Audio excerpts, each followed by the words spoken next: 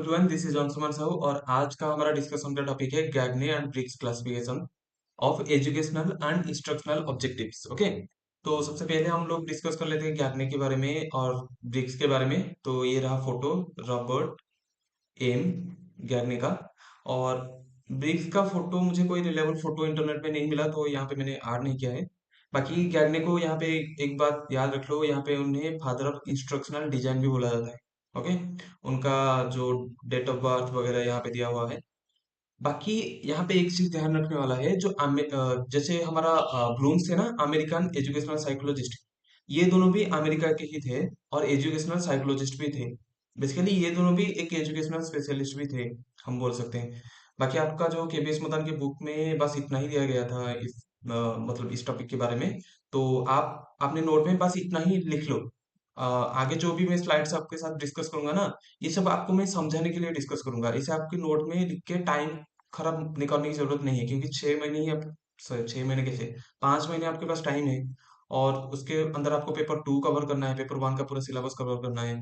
तो और एक बात, इसमें से क्वेश्चन उतना उतना आता नहीं है। मैंने आपको बता दिया था ना, जो ब्लूम टैक्सोनॉमी है ना, उसमें से मैक्सिमम क्वेश्चन आ जाते हैं। बाकी मतलब ये टॉपिक है, आपकी सिलेबस का पार्ट है तो पढ़ लो, मैं इसलिए पढ़ा रहा हूँ, लेकिन इसमें से क्वेश्चन उतना आते नहीं है। तो बस अपने नोट में इतना ही ऐड कर लो, बाकी मैं आपको एक एक करके सब कुछ समझा देता हूँ। ओके, तो सबसे पहले देख लो, according to this classification the learning outcomes fall under one of the following categories. आपका जो भी लर्निंग आउटकम है, इस इन 5 में से एक कैटेगरी के अंदर अंडर वो आएगा ही आएगा।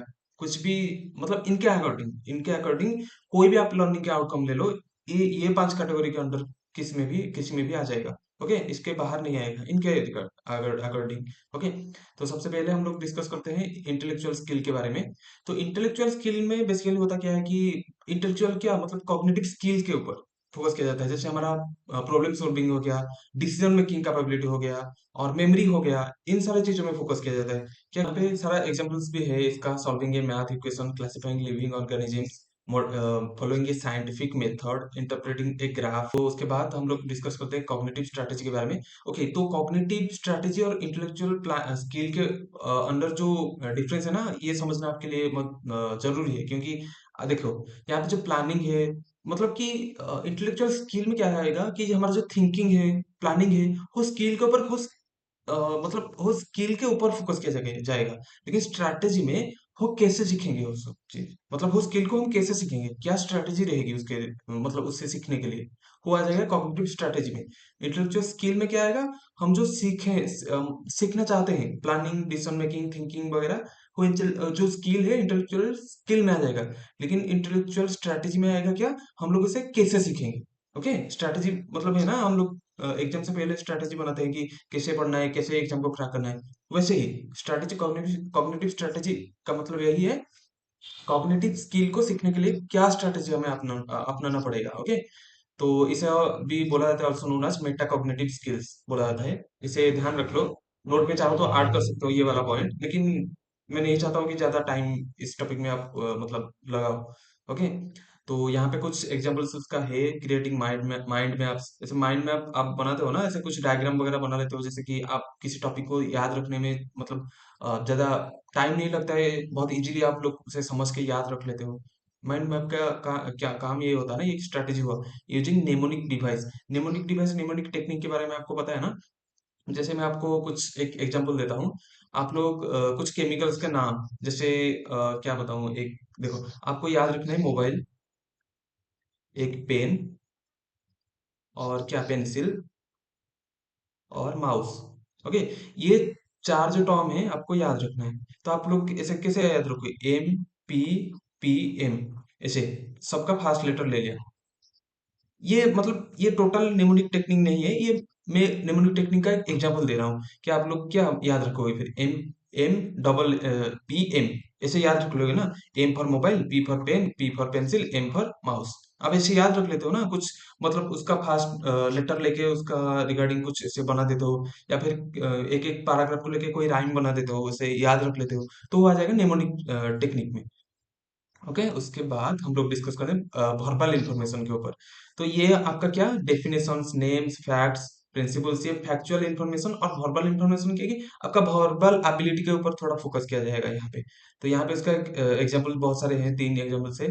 Deciding the state of India, states of India, naming the parts of A plant. Basically यहाँ पे जो फैक्चुअल नॉलेज है ना और डेफिनेशंस वगैरह आप रट्टा मार के याद रखते हो ना एग्जाम से पहले, नेम्स वगैरह, डेट वगैरह, कौन से हिस्टोरियन, कौन से किंग कब राज किया था उन्होंने, ब्रिटिश कब आए इंडिया में, क्या क्या उन्होंने, कौन से तारीख को, कौन से ईयर में क्या किया उन्होंने इंडिया में, वो सारी चीजें, वो फैक्चुअल इन्फॉर्मेशन आप याद रखते हो ना रट्टा मार के, वो आ जाएगा इसके अंदर। रिकॉलिंग द मल्टीप्लिकेशन टेबल, जो 2 into 2 4, 2 into 3 6, ऐसे मल्टीप्लिकेशन टेबल आप लोग याद रखते हो ना, तो हो आ जाएगा वर्बल इन्फॉर्मेशन के अंडर। उसके बाद आगे चलते हैं मोटर स्किल के ऊपर। मोटर स्किल आपको मैंने पहले से पढ़ा चुका हूँ, तो मैं सोचता हूँ कि यहाँ पे उसका टाइम मतलब ज्यादा वेस्ट नहीं करते हैं। आपका जो मोटर स्किल क्या, मोटर ऑर्गन के थ्रू आप जो स्किल परफॉर्म करते हो मोटर स्किल में आ जाएगा। आप लोग अगर मोटर स्किल को समझना चाहते हो तो क्लास 2 3 ये सब देख लेना, वहां पे मैंने अच्छे तरीके से समझाया है। और एटीट्यूड्स, ये भी जो अफेक्टिव डोमेन आपको ब्लूम का टैक्सोनॉमी में पढ़ाया था, उसे देख लो, ये भी कवर हो जाएगा। इसमें से कोई मतलब उतना है नहीं कि मुश्किल सा ऐसे समझ नहीं पाएंगे। ओके। बाकी बाकी ये रहा उसका समरी, जो 5 मैंने आपको बताया था। ये आगे पीछे हो गया है, वर्बल इन्फॉर्मेशन यहाँ आएगा, तो आप लोग नोट में थोड़ा मतलब इसे सही कर लेना।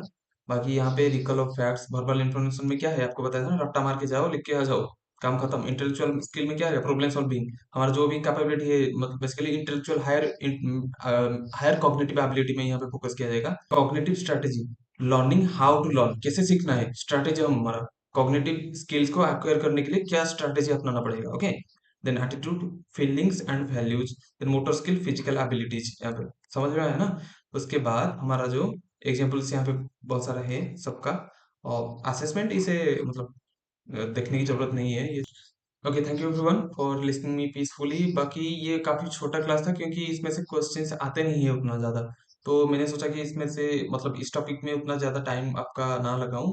बाकी अगर आपको इस टॉपिक को पढ़ना है तो बस ये वाला स्लाइड, एक सेकेंड, ये वाला स्लाइड को पढ़ लो, इतना काफी है, बहुत है इतना आपके लिए। ओके, मैं आपको यहाँ पे क्लियर कर देता हूँ, आप इतना ही पढ़ लो, काफी है। बाकी मिलते हैं नेक्स्ट वीडियो में एक अच्छे टॉपिक के साथ। आपको उस वीडियो में 2 मार्क पक्के करवाएंगे। Thank you, have a nice day.